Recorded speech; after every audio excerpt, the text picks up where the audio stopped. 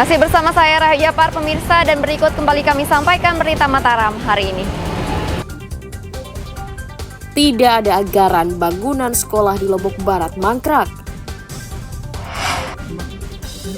Seorang pemuda di Lombok Timur ditangkap karena menyimpan sabu-sabu dan ekstasi.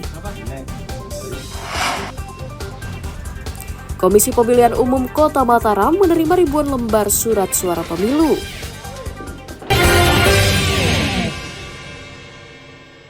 Dari gimana dapat lenek di siapa? Pemuda bernama Imran bin Sahbat diringkus Satuan Reserse Narkoba Polres Lombok Timur karena berbisnis narkotika di lingkungan tempat tinggalnya.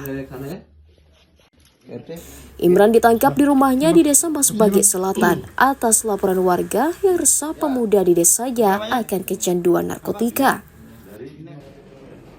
Saat menggeledah kamar tersangka, polisi menemukan sabu-sabu seberat 19,64 gram dan 37 butir ekstasi disembunyikan di dalam bantal. Tersangka merupakan residivis yang baru 2 bulan keluar penjara. Dan pada saat penggeledahan di dalam sebuah bantal ditemukanlah narkotika diduga jenis sabu dan juga diduga ekstasi. Pertama itu narkotika golongan 1 jenis sabu dengan berat 19,64 gram. Selanjutnya ada barang bukti berupa narkotika golongan 1 jenis ekstasi seberat 17,12 gram atau sekitar 37 butir. Imran dijerat pasal 112 ayat 1 Undang-Undang Nomor 35 Tahun 2009 tentang narkotika dengan ancaman hukuman 4 tahun penjara. Muhtadun melaporkan dari Kabupaten Lombok Timur.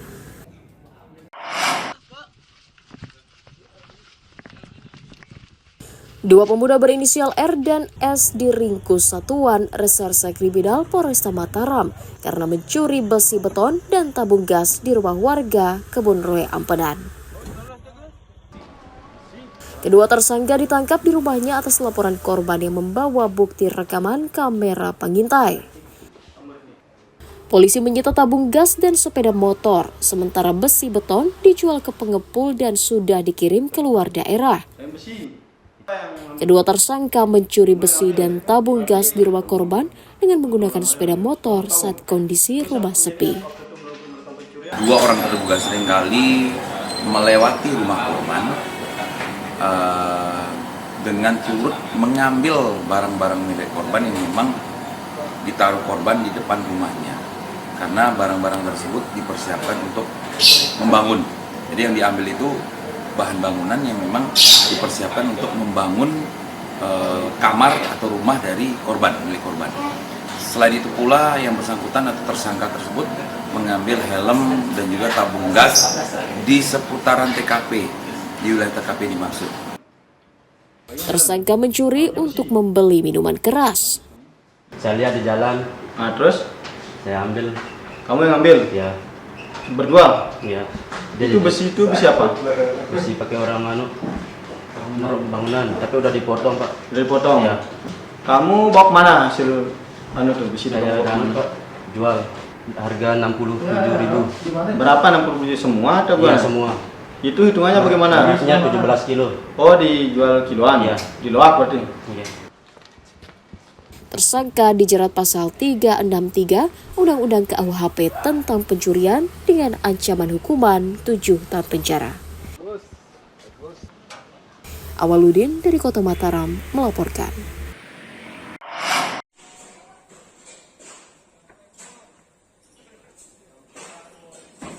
Harga gas LPG 3 kg untuk masyarakat kurang mampu resmi dinaikkan menjadi Rp18.000 per tabung di kalangan distributor sejak sepekan lalu. Keputusan tersebut dilakukan untuk menyesuaikan harga pasca kenaikan harga bahan bakar minyak. Menyikapi hal itu, Pertamina berjanji akan menjamin ketersediaan gas LPG dan memastikan penyalurannya tepat sasaran. Kenaikan harga gas LPG juga telah disosialisasikan melalui peraturan gubernur. Bisa kami sampaikan bahwa sesuai dengan SK terakhir kan sudah dirubah menjadi 18.000 per tabung per 3 kilo LPG bersubsidi. Nah, kalau masyarakat membeli di atas harga tersebut, bisa dipastikan bahwa masyarakat membelinya bukan di pangkalan resmi milik Pertamina. Jadi kami sarankan, karena juga Pertamina sudah melebarkan jalur distribusi, hampir seluruh desa itu memiliki minimal 1 pangkalan resmi Pertamina, seluruh desa dan kelurahan. Warga diminta melapor jika menemukan penyalur yang menjual LPG di atas harga eceran tertinggi agar segera ditindak dan tidak merugikan warga. Dari Kota Mataram, Emi Kusuma melaporkan.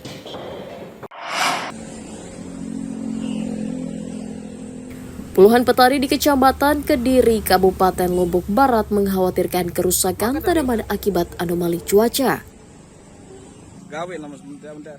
Belum meratanya hujan dan aliran air irigasi membuat petani belum bisa menggarap lahan secara merata. Mereka juga mengeluhkan terbatasnya pupuk subsidi dan obat-obatan untuk merawat tanaman. Petani mendapatkan jatah 2 kuintal per 1 hektar lahan dari kebutuhan 6 kuintal per sekali masa tanam.